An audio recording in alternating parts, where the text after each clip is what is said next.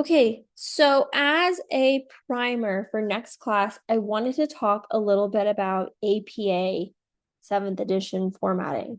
We have kind of been hip hopping around, just doing our best. All I wanted you to do so far was get into the habit of actually citing where your sources are, but going forward, this handout that you're going to complete along with this video will be your guidepost for everything APA.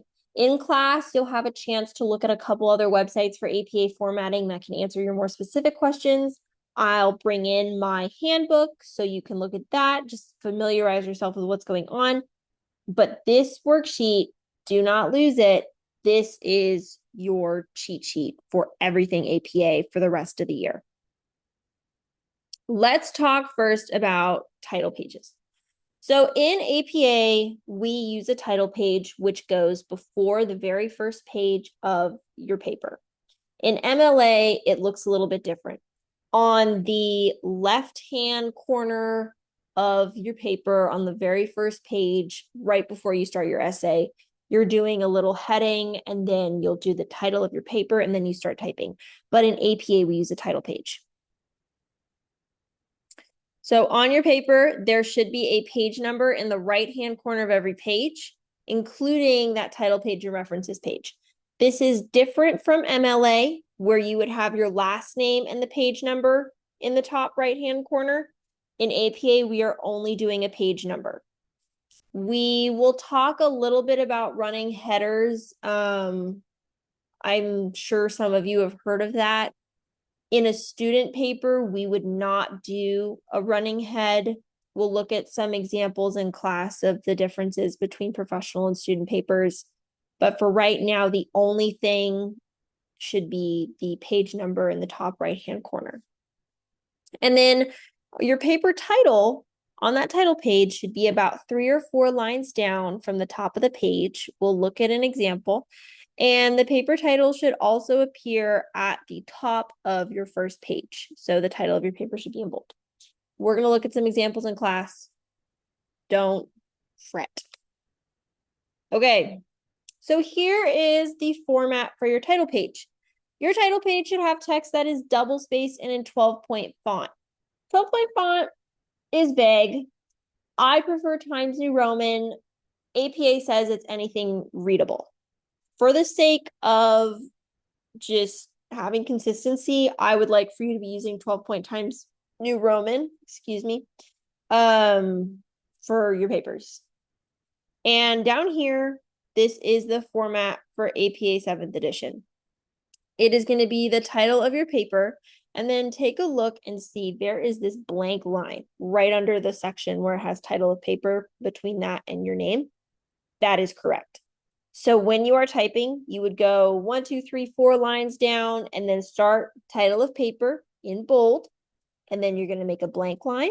And then on a line right underneath the blank line, you're going to write your name, your school name. So not abbreviated school name. You're going to type out the full thing. And then you're going to type out your full course name. I wrote ours here. It is AP Seminar English 10. And then you're going to write your teacher name and then the date. The date I also gave you the formatting for because this looks different from MLA. In MLA, we were not using commas. Our year went in a different place. For APA, we are just going to write it like we normally would think to write it. We're going to write it month, day, comma, year.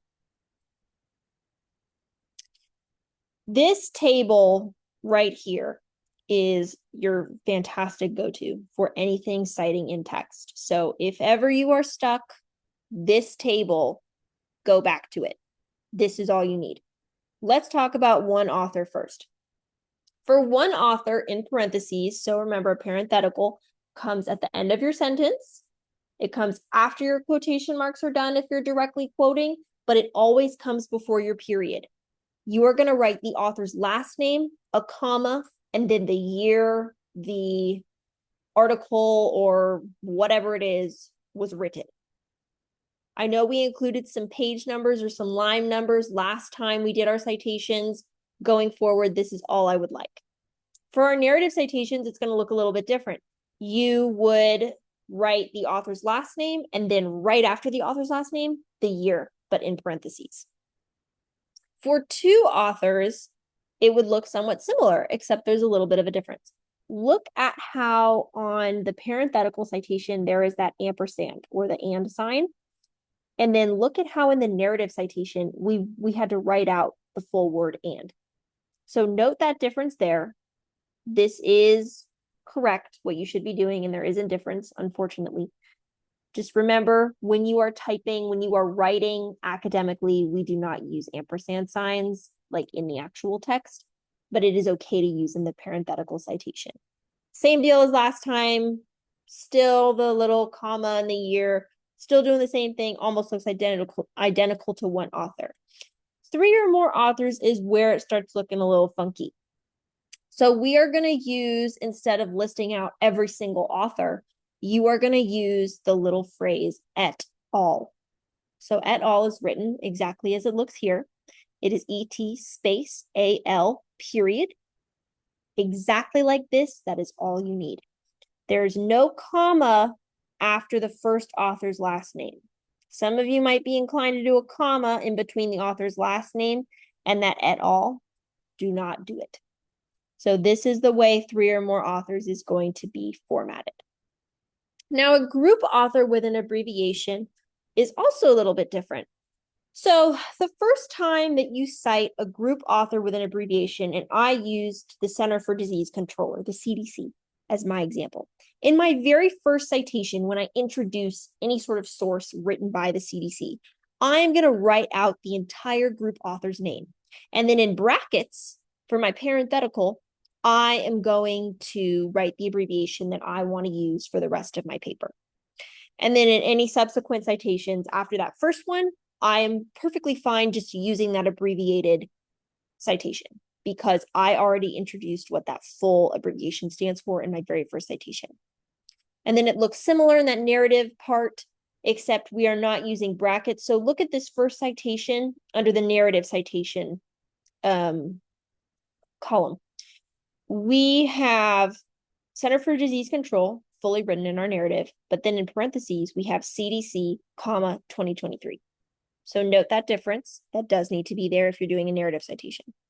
If you would like to just not abbreviate your group author, totally fine. Some people like to abbreviate, some people don't. It would look somewhat similar to what the parenthetical citation for one author looks like. With group author, some of you might notice as you are doing research that, you know, some websites do not have one author listed. It is a company or it's a group. That is okay.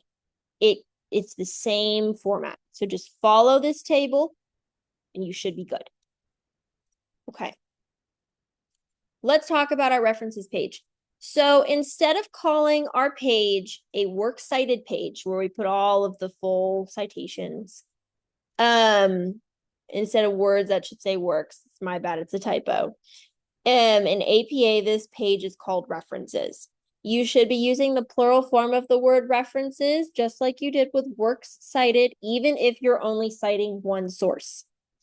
And then the word references should be in bold and title cases. Title cases, look at where on my slide it says references. That is a title case. It is where the first letter of your word is capitalized. And then your references word should be centered as well, just like works cited.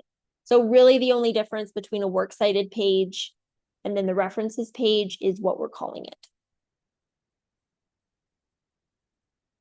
And then all of your sources should have a hanging indent after the first line. We will go over how to do this again, but you did it last year when you used MLA. So it's the same sort of deal. And then to make sure that you are properly citing, I am totally fine if you use a citation generator. The only one I want you to use is NightCite. That is the only one that, in my opinion, is like super reliable for what you all are doing. That is the only citation generator you should be using in my class. So then for the rest of your homework, what you are going to do is after you're done with the guided notes, I want you to think of 3 questions that you have about citing in APA style and just jot those down. In the next class, we will talk about it.